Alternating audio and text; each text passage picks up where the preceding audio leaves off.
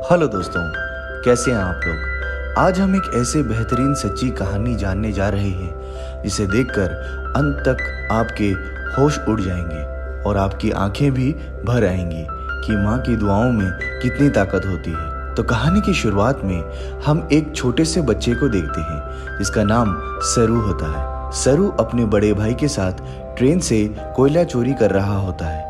दरअसल सरू और उसका भाई बहुत गरीब होते हैं और उन्हें अपने रोजी रोटी के लिए छोटी मोटी चोरी करनी पड़ती होती है कोयलों की। ये दोनों ट्रेन से बहुत सारा कोयला चोरी करते हैं और उस कोयले को एक दुकान में बेचने जाते हैं। उसी दुकान में जलेबियां भी बन रही होती हैं।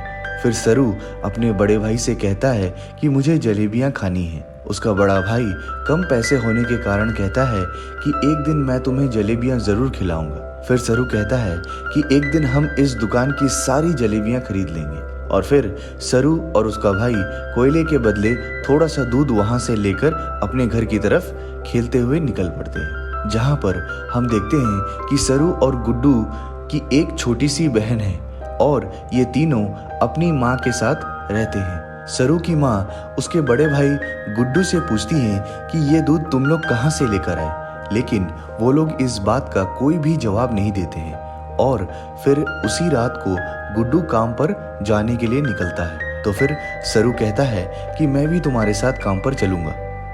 फिर गुड्डू कहता है कि तुम मेरे साथ नहीं जा सकते क्योंकि वहाँ पे बहुत सारी बोरियां उठानी पड़ती हैं और तुम अभी उस काम के लिए बहुत छोटे हो। फिर सरू अपने सर पर चेयर उठाकर दिखाता है और साथ में साइकिल को भी उठाने की कोशिश करता है और कहता है कि मैं कोई भी काम कर सकता हूँ। फिर सरू की जिद करने पर गुड्डू उसे अपने साथ ले जाता है। फिर सरू और गुड्डू रेलवे स्टेशन पहुँचते हैं और वहाँ पहुँचते पहुँचते सरू अपने भाई के कंधे पर ही सो जाता है। और फिर गुड्डू उसे उठाने की बहुत कोशिश करता है पर सरू बहुत छोटा है और उसे बहुत नींद आ रही होती है और वो उठने से मना करता है। फिर गुड्डू सरू को एक बेंच पर लेटा देता है और कहता है कि तुम यहीं पर सोए रहो और कहीं भी मत जाना।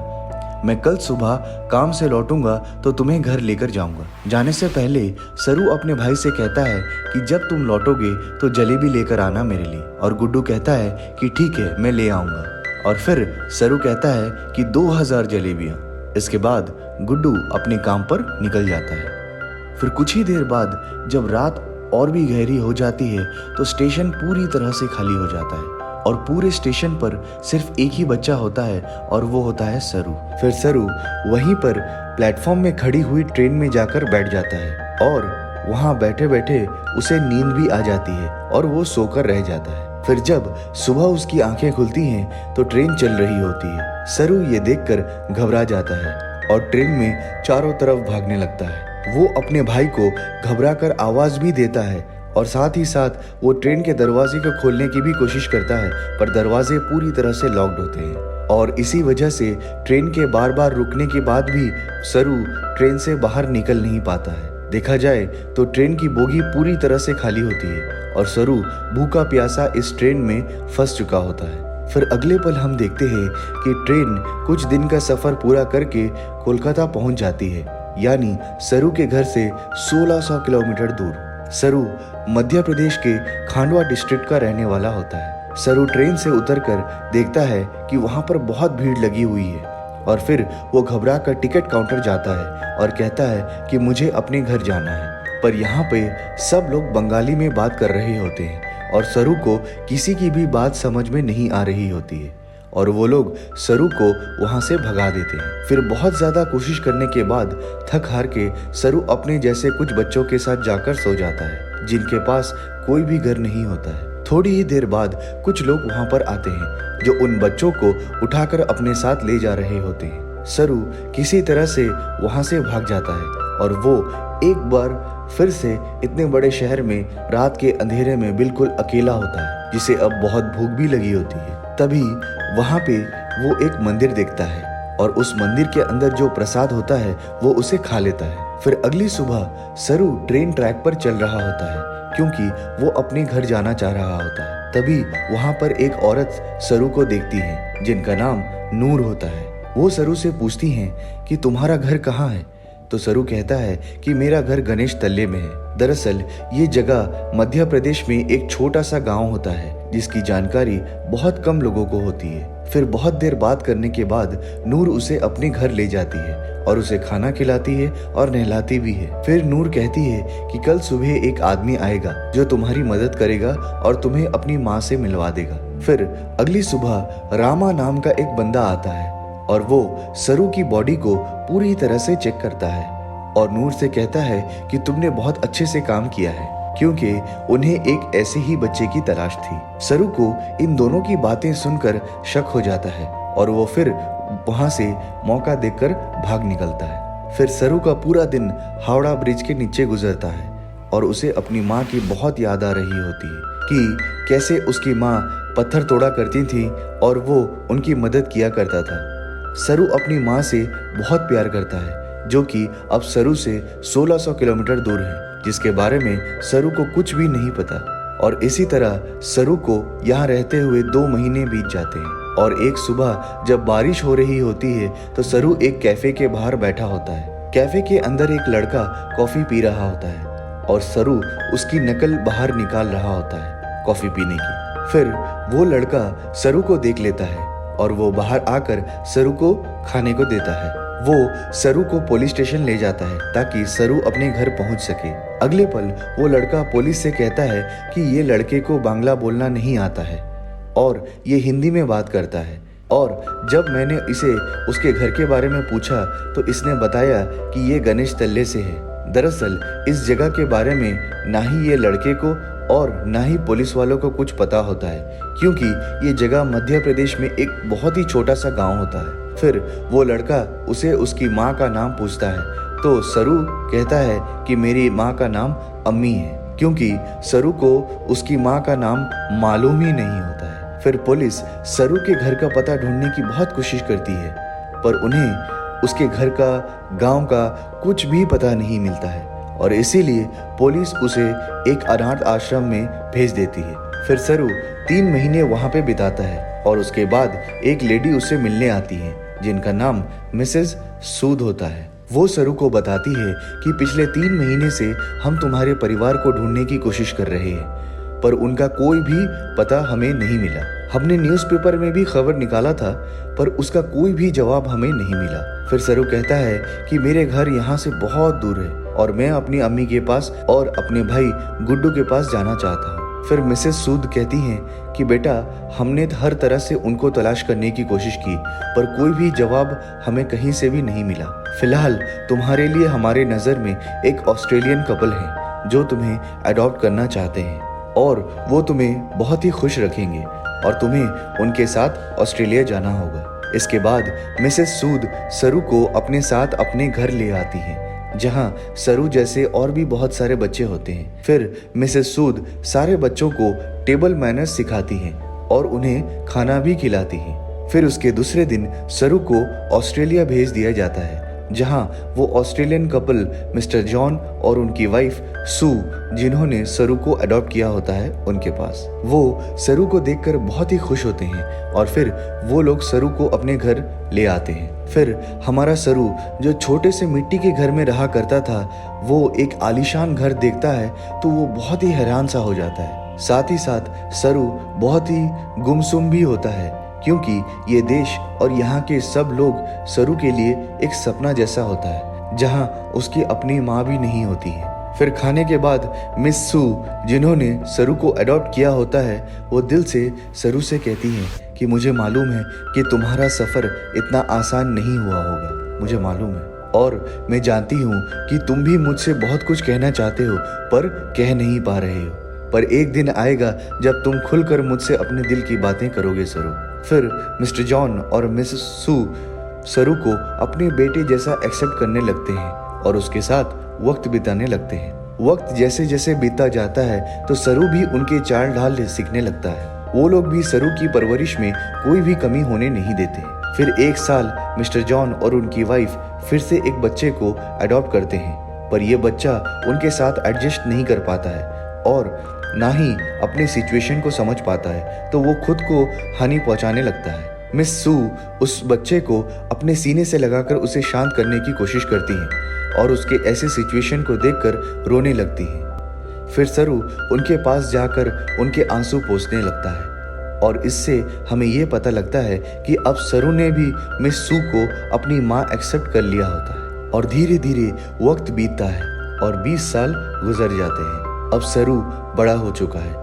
मिस्टर जॉन और मिस सू को सरू पर गर्व होता है क्योंकि सरू अब बड़ा होकर होटल मैनेजमेंट की पढ़ाई करने के लिए मेलबॉर्न जा रहा होता है। वो अपने छोटे भाई से भी मिलता है जिसको मिस्टर जॉन और उनकी वाइफ ने अडॉप्ट किया था। ये दोनों एक दूसरे को कुछ खास पसंद नहीं कर रहे होते। फिर हम सरू को देखते हैं जो अपनी होटल मैनेजमेंट की इंट्रोडक्टरी क्लास में बैठा होता है जहाँ सब अपने बारे में बता रहे होते हैं। और जब सरू की बारी आती है तो सरू बताता है कि वो अपना होटल खोलना चाहता है और वो कोलकाता शहर का रहने वाला है। फिर उसके बाद यहाँ पर जितने भी स्टूडेंट्स होते हैं सबके सब एक हाउस पार्टी रखते हैं जहाँ सरू भी जाता है, जहाँ बहुत सारे इंडियन स्टूडेंट्स भी होते हैं जिनकी वजह से बहुत सारा इंडियन फूड भी रखा गया होता है। और जब सरू वहाँ पर जलेबी देखता है तो उसे बचपन का वो लम्हा याद आ जाता है जहाँ वो अपने बड़े भाई गुड्डू से जिद कर रहा था जलेबी खाने के लिए, पर पैसा नहीं होने के कारण वो उसे नहीं खिला पाता है। जब सरू ये सारी बातें याद करता है तो उसकी आंखों में आंसू आ जाते हैं और वो अपने दोस्तों से बताता है कि वो कोलकाता शहर से नहीं है क्योंकि वो बचपन में खो गया था, जहाँ वो एक ट्रेन में बैठ गया था और जब वो ट्रेन रुकी तो सरू कलकत्ता पहुंच गया था। यहाँ पर एक इंडियन लड़का होता है और वो सरू से पूछता है कि वो ट्रेन में कितने दिन था, तो सरू कहता है कि वो 2 से 3 दिन तक था। वो लड़का उसके गांव का नाम पूछता है तो सरू कहता है कि गणेश तलेई। पर अब इस वक्त सरू को भी इस नाम पर शक होता है कि वो इस नाम को सही से बोल भी पा रहा है या नहीं, क्योंकि उसे अब हिंदी बोलनी नहीं आती और वो अब सिर्फ इंग्लिश बोल सकता है। फिर वो लड़का सरू से कहता है कि अगर हम कलकत्ता से, जहाँ पे तुम बचपन में पहुंचे थे, वहाँ से अगर हम टाइम और ट्रेन की स्पीड कैलकुलेट करें तो हम तुम्हारे गांव के आसपास वाले रेडियस तक पहुँच सकते हैं। फिर वहाँ पे सरू की एक क्लासमेट होती है जो गूगल अर्थ के बारे में बताती है और कहती है कि हम ये यहीं बैठकर दुनिया की किसी भी कोने के बारे में पता लगा सकते हैं। पर सरू सबको ये डिस्कशन बंद करने को कहता है और वहाँ से निकल जाता है। और फिर सरू के साथ एक लड़की भी होती है जिसका नाम ल्यूसी होता है। ये दोनों एक दूसरे की तरफ अट्रैक्टेड होते हैं। वो दोनों उस रात को एक साथ रहते हैं और एक दूसरे के बहुत करीब भी आ जाते हैं। फिर दूसरे दिन जब सरू नींद से उठता है तो उसे बहुत फिक्र होती है कि जब वो खो गया था तो उसकी माँ और उसके भाई को और उसके भाई पर क्या गुजरी होगी और वो लोग किस तरह से परेशान हुए होंगे। फिर सरू गूगल अर्थ के सहारे और ट्रेन की स्पीड और टाइम कैलकुलेशन करके अपने घर को ढूंढने की पूरी कोशिश करने में लग जाता है, पर इतने कोशिश के बावजूद उसे कुछ भी खास हासिल नहीं होता है और सब बेकार हो जाता है। फिर धीरे धीरे वक्त बीतता है और 3 साल बीत जाते हैं। ल्यूसी और सरू का रिश्ता भी अब बहुत गहरा हो चुका है। ये दोनों एक दूसरे से बहुत प्यार करते हैं, लेकिन आज भी सरू अपने परिवार को लेकर परेशान रहता है और उसे कई जगह अपना बड़ा भाई गुड्डू भी दिखाई देता है, जैसे वो सरू को वापस घर बुला रहा हो। फिर धीरे धीरे सरू इन्हीं ख्यालों में इतना परेशान हो जाता है कि अब उसका रिश्ता लूसी के साथ भी बिगड़ने लगता है और वो फाइनली लूसी से कहता है कि लूसी तुम मुझसे अलग हो जाओ और मुझसे अच्छा लड़का तुम्हें अपनी लाइफ में ज़रूर मिलेगा। और वो लोग अलग हो जाते हैं। फिर कुछ वक्त बीतने के बाद लूसी की मुलाकात सरू से होती है और वो लोग फिर से एक दूसरे के बहुत करीब आ जाते हैं। सरू कहता है कि मैं तुम्हें बहुत मिस करता हूँ लूसी। लूसी उसकी हालत देखकर कहती है कि उसे अपनी माँ से जाकर मिलना चाहिए और सरू उनसे मिलने जाता है और देखता है कि उनकी तबीयत बहुत ख़राब होती है। सरू को आज तक यही लगता था कि उसकी मॉम ने उसे इसीलिए अडॉप्ट किया था क्योंकि वो कभी माँ नहीं बन सकती थी, पर उसकी मॉम कहती हैं कि ऐसा नहीं है, मैं बिल्कुल माँ बन सकती थी, पर मिस्टर जॉन और मैंने डिसाइड किया था कि हम 2 बच्चों को अडॉप्ट करेंगे क्योंकि इस दुनिया में बहुत सारे बच्चे हैं जो माँ बाप के प्यार को तरस रहे हैं। फिर मिस सू सरू को उनके बचपन का एक एक्सपीरियंस भी बताती है। वो कहती हैं कि मेरे बचपन में मेरे डैड बहुत शराब पिया करते थे और उस वजह से मैं उनसे बहुत ही डरा करती थी और डरी सहमी सी रहा करती थी। फिर एक दिन मैं अपने घर के पीछे गई और मैं चाहती थी कि वहाँ मुझे धरती निकल जाए, क्योंकि मैं अपने फैमिली से तंग आ चुकी थी। फिर मैंने रास्ते के उस पार एक बच्चे को देखा जिसकी स्किन ब्राउन थी। वो मुझे कुछ कह रहा था। फिर कुछ ही पल बाद वो लड़का मेरे बगल में खड़ा था। उस पल मुझे एहसास हुआ कि अब मेरी जिंदगी में कुछ सही होगा। फिर मेरी जिंदगी में तुम और तुम्हारा भाई आए, लेकिन अब तुम लोग मुझसे बात नहीं करते, जबकि मुझे तुम्हारी बहुत जरूरत है। ये सब सुनकर सरू को लगा कि उसे अपनी माँ का साथ देना चाहिए, और साथ ही वो अपनी बायोलॉजिकल मदर और अपने भाई गुड्डू को भी ढूंढना चाह रहा होता है। इसीलिए एक बार फिर से वो अपने गांव गणेश तल्ले को गूगल अर्थ पे ढूंढने की कोशिश करता है। और जब सरू इंडिया के अलग अलग हिस्सों को जूम करके देखता है तो उसे वो जगह दिख जाती है जहां उसकी माँ पत्थर तोड़ा करती थी। फिर सरू वहां के आसपास वाले लोकेशन को छानने की कोशिश करता है और थोड़ी ही देर में उसे अपने गांव गणेश तलेई मिल जाता है। फिर सरू को पता चल जाता है कि उसका गांव मध्य प्रदेश के खांडवा डिस्ट्रिक्ट में है। इस बात से वो बहुत खुश हो जाता है और अपनी माँ और गर्लफ्रेंड से भी इसके बारे में जिक्र करता है। उसकी मॉम सू भी बहुत खुश होती है और वो चाहती हैं कि सरू इंडिया जाकर अपने परिवार से मिले। सरू अब इंडिया आ जाता है और वहाँ पर पहुँच जाता है जहाँ पर उसने अपना बचपन बिताया था। और फिर धीरे धीरे सरू अपने बचपन की यादों के साथ उसके घर तक पहुँच जाता है, जहाँ वो अपनी अम्मी, गुड्डू और छोटी बहन के साथ रहा करता था। पर अब इस घर में कोई भी नहीं रहता है।